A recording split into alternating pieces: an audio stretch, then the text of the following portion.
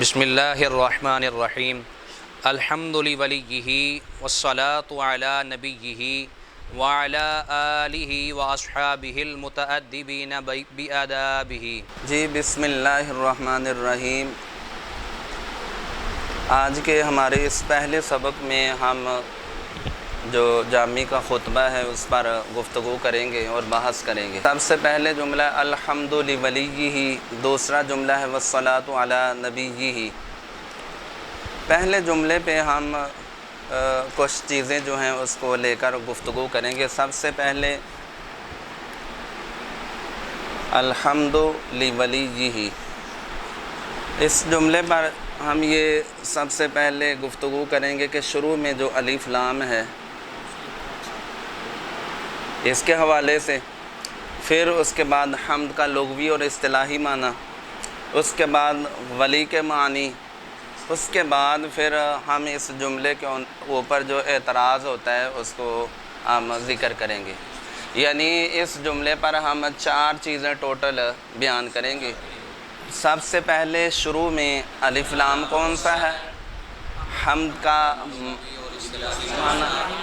لفظ ولی کے معنی، اور یہاں کون سا معنی مراد ہے، اور چوتھے نمبر پہ ہم اس پہ ایک پہلی بحث۔ اب ابتدائی چیز ہے الف لام کے حوالے سے آپ نے پہلے بھی پڑھا ہے کہ الف لام کی 2 قسمیں، اسمی اور حرفی۔ اسمی وہ ہوتا ہے جو اسم فاعل اسم مفعول حدوثی پر آتا ہے اور الذی کے معنی میں ہوتا ہے۔ اب یہ والا جو الف لام ہے یہ دیکھیں تو اسمی نہیں ہے، کیونکہ حمد اسم فاعل یا اسم مفعول نہیں ہے، ٹھیک ہے، تو پتہ چلا یہ اسمی نہیں ہے بلکہ حرفی ہے۔ حرفی کی 2 قسمیں، زائدہ اور غیر زائدہ۔ اس میں دیکھیں گے تو یہ زائدہ نہیں ہے، کیونکہ اس کو اگر گرا دیا جائے تو خرابی لازم آتی ہے، اس لیے یہ غیر زائدہ ہے۔ اب غیر زائدہ کی جو قسمیں ہیں اس میں سب سے پہلے آپ ان کی تعریفیں سماعت فرمائیں کہ الف لام غیر زائدہ جو ہے اس کے مدخول کو دیکھیں گے۔ مدخول سے مراد ماہیت اور جنس ہے یا افراد ہیں۔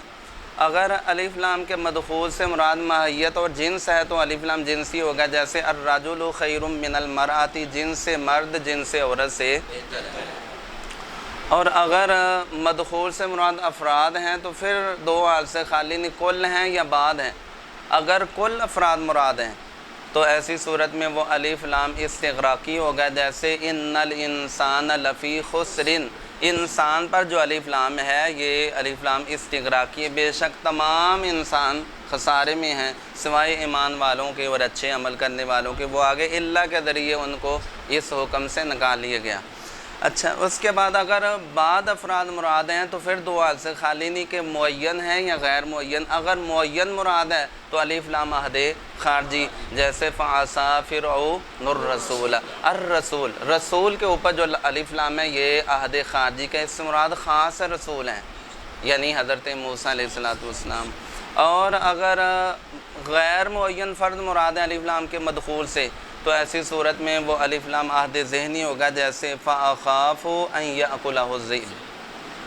الذِّئْب پر جو ذئب پر الف لام ہے یہ الف لام عہد ذہنی کا، اس سے کوئی خاص بھیڑیاں مراد نہیں بلکہ کوئی بھی بھیڑیاں، عام بھیڑیاں مراد۔ اچھا، اس کو سمجھنے کے بعد اب ہم دیکھتے ہیں کہ یہ والا جو الف لام ہے یہ کون سا ہے۔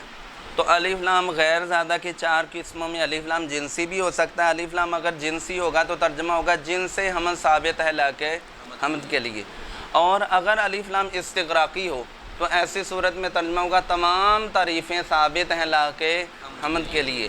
اور اگر اس الف لام کو ہم عہد خارجی کا مانیں تو اس صورت میں ترجمہ ہی ہوگا خاص قسم کی حمد ثابت ہے لائق حمد کے لیے۔ اب وہ خاص قسم کی جو اللہ تعالیٰ اپنی خود فرماتا ہے، یا جو آقا دو عالم صلی اللہ علیہ وسلم قیامت والے دن اللہ کی حمد فرمائیں گے، یہ اس میں احتمال ہے خاص قسم کی حمد ثابت ہے کس کے لیے، لائق حمد کے لیے۔ اچھا، الف لام عہد ذہنی نہیں ہو سکتا، کیونکہ الف لام عہد ذہنی کا جو مدخول ہوتا ہے وہ نکرہ کے حکم میں ہوتا ہے۔ تو اگر الف لام عہد ذہنی مانے تو ایسی صورت میں پھر یہ مبتدا ہے، اور مبتدا آپ کو پتہ ہے معرفہ ہوتا ہے، مبتدا میں اولا کیا ہے، معرفہ ہونا، تو اس لیے الف لام عہد ذہنی نہیں ہو سکتا، کیونکہ اس کا مدخول نکرہ کے حکم میں ہوتا ہے۔ اچھا، الف لام کی بحث پہلی ہو گئی، اس کے بعد دوسری ہم نے کہا تھا لفظ حمد پہ ہم بات کریں گے۔ حمد کا لغوی معنی ستودن تعریف کرنا، اور اصطلاحی معنی ہے ثناء باللسان علی الجمیل الاختیاری من نعمت او غیرہا، زبان سے تعریف کرنا اختیاری خوبی پر، خواہ وہ نعمت پر ہو یا اچھا۔ حمد کے بعد لفظ ولی آ جائیں تو علامہ قابلی فرماتے ہیں وَهُوَ يَجِيءُ عَلَىٰ خَمْسَةِ مَعَانٍ، یہ جو لفظ ولی ہے کتنے معنی کے لیے استعمال؟ تو اس کے بعد فرمایا الحری والمحب والمتصرف والصاحب والقریب، کہ حری لائق، دوسرا معنی محب، تیسرا معنی متصرف، چوتھا معنی صاحب، اور پانچواں معنی قریب، یہ 5 معنی۔ اس کے بعد علامہ قابلی نے کہا یہاں پہلا معنی مراد ہوگا، یعنی اولا اور راجح یہ ہے کہ پہلا معنی یہاں کیا لے لیا جائے، مراد لے لیا۔ دیگر معنی بھی ہو سکتے ہیں، صرف محب والا جو معنی ہے وہ مراد نہیں ہو سکتا، باقی معنی جو ہیں وہ مراد لیے جا سکتے۔ تو اسی پہلے معنی کو لے کر ہم نے اس کا ترجمہ کیا کہ تمام تعریفیں ثابت ہیں لائق، یہ جی لفظ ولی کے معنی ہو گئے۔ اس کے بعد اب اس پر ایک اعتراض ہے۔ اعتراض کیا ہے؟ اعتراض یہ ہے کہ تمام مصنفین، اکثر مصنفین کا یہ طریقہ کار ہے کہ وہ تسمیہ شریف کے بعد کہتے ہیں الحمدللہ۔ اسی طرح خطباء کو آپ نے سنا ہے، واعظین کو سنا ہے، وہ بھی اکثر تعریف میں شروع میں یہی پڑھتے ہیں الحمدللہ۔ تو جملہ مشہورہ الحمدللہ سے علامہ جامی نے عدول کر کے الحمد لولیہ یہ ایک نیا جملہ لے کے ہیں، ایسا کیوں؟ جملہ مشہورہ سے انہوں نے عدول کیوں کیا؟ تو اس کا یہاں سے ہم اس کا جواب دیتے ہیں۔ سب سے پہلا تو جواب یہ ہے کہ الحمدللہ میں جو اللہ اس میں جلالت ہے وہ اللہ تعالیٰ کا ذاتی نام ہے، اور ادب کے پیش نظر مصنف نے علامہ جامی نے اس کو ذکر نہیں کیا۔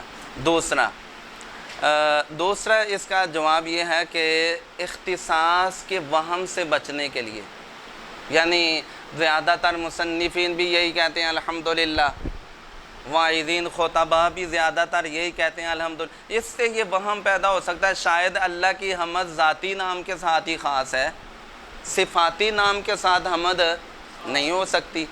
اللہ تعالیٰ جل جلالہ کے صفاتی نام کے ساتھ شاید حمد نہیں ہو سکتی، تو مصنف یہاں اللہ کے صفاتی ناموں میں سے ایک نام ولی لے کر آئے، اس وہم کا ازالہ کر دیا کہ جس طرح ذاتی نام کے ساتھ حمد ہو سکتی ہے اسی طرح اللہ تعالیٰ کے صفاتی نام کے ساتھ بھی حمد ہو سکتی ہے۔ یہ دوسرا جواب۔ تیسرا کل جدید لذیذ، ایک نئی چیز لے کر آئے تاکہ وہ آپ کو پتہ ہے جو نئی چیز ہوتی ہے اس میں ذرا لذت ہوتی ہے، اس لیے مصنف نے کہا، علامہ جامی نے کہا الحمد لولیہ۔ ٹھیک ہے، یہ پہلے جملے پر 4 ہماری باتیں۔ صلاۃ علی نبیہ،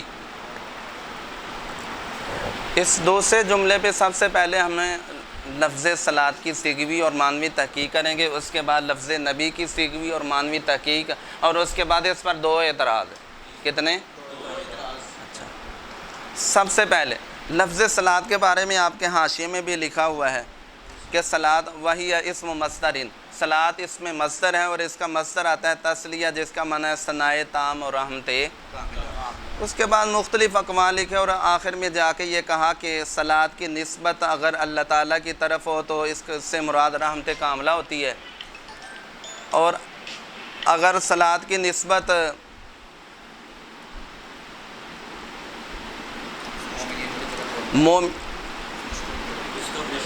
اگر مومنین کی طرف ہو تو اس سے مراد طلب رحمت ہوتا ہے، اور اگر صلاۃ کی نسبت فرشتوں کی طرف ہو تو اس سے مراد استغفار و دعا ہوتا ہے، اور اگر طیور کی طرف ہو تو اس سے مراد تسبیح ہو۔ اچھا جی، لفظ صلاۃ کے بعد آ جائیں جی لفظ نبی پر۔ لفظ نبی صفت مشبہ کا صیغہ ہے۔ اب اس میں جو اشتقاق ہے اس کے بارے میں 2 قول ہیں کہ نبی نبوت سے مشتق ہے یا انباء سے مشتق ہے۔ اگر لفظ نبی نبوت سے مشتق ہو تو نبوت بمعنی رفعت ہے، تو اس صورت میں نبی کو نبی اس لیے کہا جاتا ہے کیونکہ وہ بھی ساری مخلوق سے عالی شان ہوتا ہے، بلند رتبے والا ہوتا ہے۔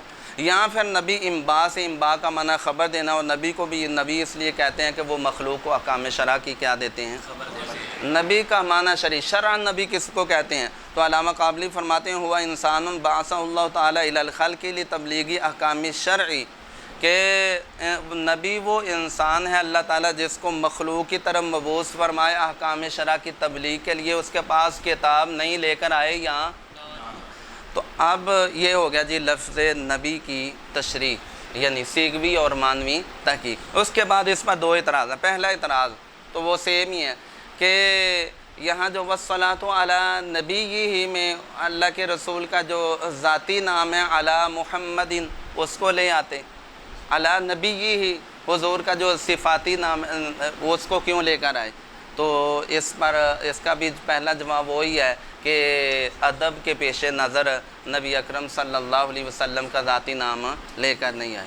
اور دوسرا جواب اختصاص کے وہم سے بچنے کے لیے، یہ وہم ہو سکتا تھا کہ والصلاۃ علی محمد کہنے میں کہ ہو سکتا ہے یہ جو صلاۃ ہے، درود ہے، یا نبی پاک صلی اللہ علیہ وسلم کے ذاتی نام کے ساتھ ہی ہو سکتا ہے، اور صفاتی نام کے ساتھ درود سلام نہیں پڑھا جا سکتا۔ تو اس وہم کا ازالہ کر دیا کہ صفاتی نام کے ساتھ بھی اللہ کے رسول پر درود و سلام پڑھا جا سکتا ہے۔ ٹھیک ہو گیا جی؟ یعنی جس طرح ہمارے ہاں پڑھا صلی علی نبینا، صلی علی کریمنا، صلی علی شفیعنا، تو صرف ذاتی نام کو لے کر ہی درود و سلام نہیں پڑھا جا سکتا، صفاتی نام کے ساتھ بھی حضور پر جی۔ اور تیسرا جواب یہ اس کا قرآن پاک کی اقتداء کرتے ہوئے قرآن پاک میں ہے یصلون علی النبی، لفظ نبی آیا تو علامہ جامی بھی لفظ نبی لے کر ہے۔ یہ ایک۔ اس کے بعد دوسرا اعتراض علی نبی کے ہی ضمیر پر ہے کہ ہی ضمیر کا مرجع کیا ہے؟ تو اس سے پچھلے والے جملے میں حمد ہے یا ولی ہے؟ ضمیر کا مرجع اگر حمد کو بنائیں تو پھر بخرا بھی لازم آتی ہے، اور اگر ضمیر کا مرجع ولی کو بنائیں تب بھی۔ اگر ہی ضمیر کا مرجع ہم حمد کو بنائیں نا تو پھر ترجمہ ہوگا رحمت کاملہ نازل ہو کس پر؟ حمد کے۔ اب حمد کا نبی تو نہیں ہوتا، نبی تو کس کا ہے؟ اور اگر ہم ہی ضمیر کا مرجع بنائیں ولی کو تو پھر اس صورت میں انتشار ضمائر لازم آتا ہے، اور انتشار ضمائر مخل بالفہم ہے۔ انتشار ضمائر کا مطلب یعنی پہلے جملے میں الحمد لولی میں ہی ضمیر کا مرجع آپ نے حمد کو بنایا، اور اس میں آپ ضمیر کا مرجع بنا رہے ہیں ولی کو، ٹھیک ہے؟ تو یہ درست نہیں ہے۔ تو اس کا جواب یہ ہے کہ والصلاۃ علی نبی میں ہی ضمیر کا مرجع حمد بھی ہو سکتا ہے، ولی بھی ہو سکتا ہے، حمد بھی۔ اور حمد اس صورت میں سب سے پہلے یہ سمجھے علم بلاغت کی ایک اصطلاح ہے استخدام۔ اب استخدام کسے کہتے ہیں؟ وَهُوَ أَن يَكُونَ لِلَفْظٍ مَعْنَيَيْنِ، یعنی لفظ کے دو معنی ہوں۔ کتنے؟ جب ایک جگہ پہ لفظ ذکر ہوا ہے تو اس سے ایک معنی مراد ہو، جب اس کی طرف ضمیر لٹائی جائے تو پھر پہلے والا معنی مراد نہ ہو بلکہ کوئی، یہ اس کو استخدام کہا جاتا ہے۔ اور یہاں بھی ایسے ہی کہ جب الحمد لولی میں حمد آیا تو حمد سے مراد ہو گیا ثنا باللسان، اور اس کے بعد جب ہم نبی کی ہی ضمیر حمد کی طرف لوٹائیں گے نا تو اس وقت حمد بمعنی کیا ہوگا؟ محمود۔ حمد بمعنی اب ترجمہ ہوگا رحمت کاملہ نازل ہو محمود کے نبی پر، اور محمود اللہ کی ذات ہے۔ اب بالکل کیا ہے؟ درست ہے۔ اچھا، اس کے بعد جی اگر اس کا مرجع ولی بنائیں تو یہ اعتراض ہوا تھا جی اس صورت میں انتشار ضمائر لازم آتا۔ اس کا جواب یہ ہے کہ انتشار ضمائر مطلقاً باطل، انتشار ضمائر تب باطل ہے جب ایک جملہ ہو، ایک فقرہ ہو، اور یہاں والصلاۃ الحمد لولی الگ جملہ ہے اور والصلاۃ علی نبی، لہٰذا یہ قباحت اس صورت میں لازم آتی ہے جب یہ ایک ہی جملے میں انتشار ضمائر ہوتا۔ علامہ قابلی نے اس کو یہاں بیان کیا اور انہوں نے یہی بات کی، کہا وَهَاهُنَا فِي الْكَلَامَيْنِ، یہاں اگرچہ انتشار ضمائر لازم آ رہا ہے لیکن دو کلاموں میں۔ کیوں؟ لِأَنَّ قَوْلَهُ الْحَمْدُ لِوَلِيِّهِ جُمْلَةٌ وَقَوْلَهُ وَالصَّلَاةُ عَلَى نَبِيِّهِ جُمْلَةٌ أُخْرَى۔ الحمد لِوَلِيِّهِ الگ جملہ ہے، وَالصَّلَاةُ عَلَى نَبِيِّهِ، لہٰذا یہ کوئی قباحت والی بات نہیں ہے۔ الحمد لولی، تمام تعریفیں ثابت ہیں لائق حمد کے لیے، اور رحمت کاملہ نازل ہو لائق حمد کے نبی پر، لائق حمد کے نبی پر۔ چلیں آگے دیکھیں جی، وَعَلَىٰ آلِهِ وَأَصْحَابِهِ الْمُتَأَدِّبِينَ بِآدَابِهِ۔ لفظ آل کے حوالے سے انہوں نے یہ لکھا ہے حاشیہ کے اندر کہ وَهُوَ جَمْعٌ فِي الْمَعْنَى وَفَرْدٌ فِي اللَّفْظِ، معنی یہ جمع ہے، لفظاً یہ مفرد ہے، 3 معنی کے لیے آتا ہے۔ پہلا معنی لشکر اور پیروکار جیسے آل فرعون، دوسرا معنی نسل جیسے آل موسیٰ اور آل ہارون، اور تیسرا معنی کہا آل سے مراد بطور خاص اہل بیت ہیں۔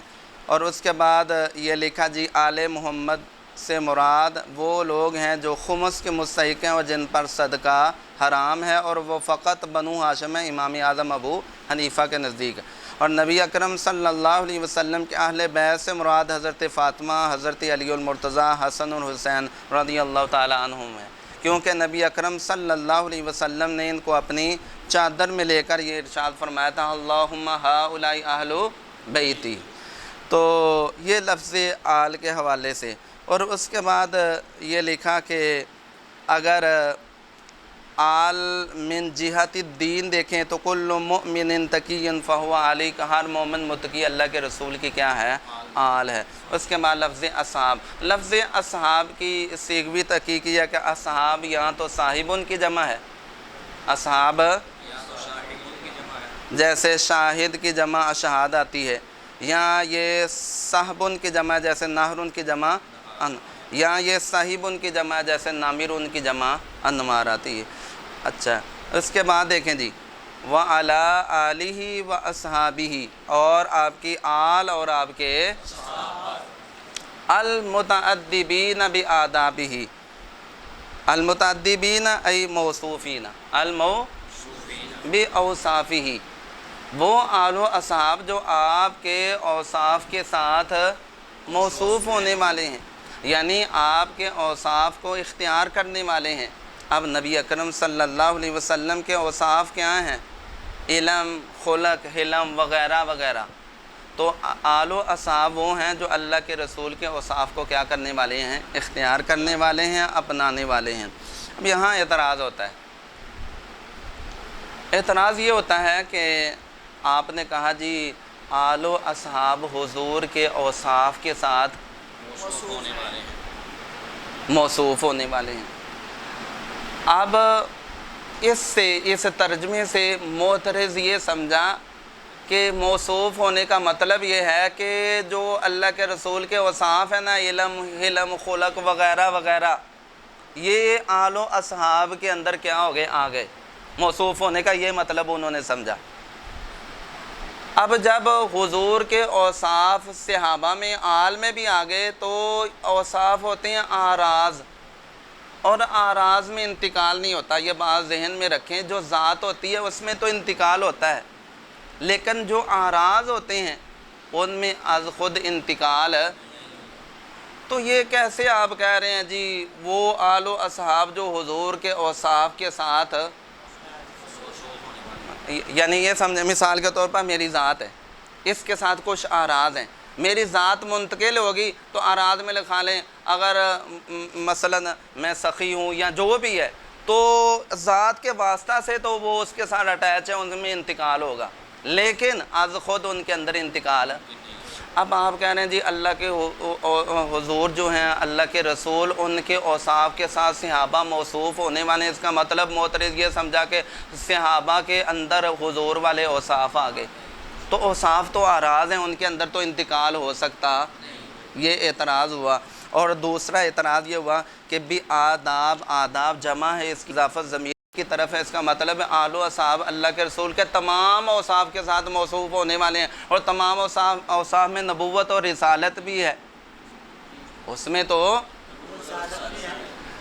ایسا تو نہیں نعوذ باللہ کہ ان میں یہ خاصہ بھی آ گیا، ایسا ممکن ہی۔ تو ان دونوں سوالوں کا یہاں سے دیا جواب۔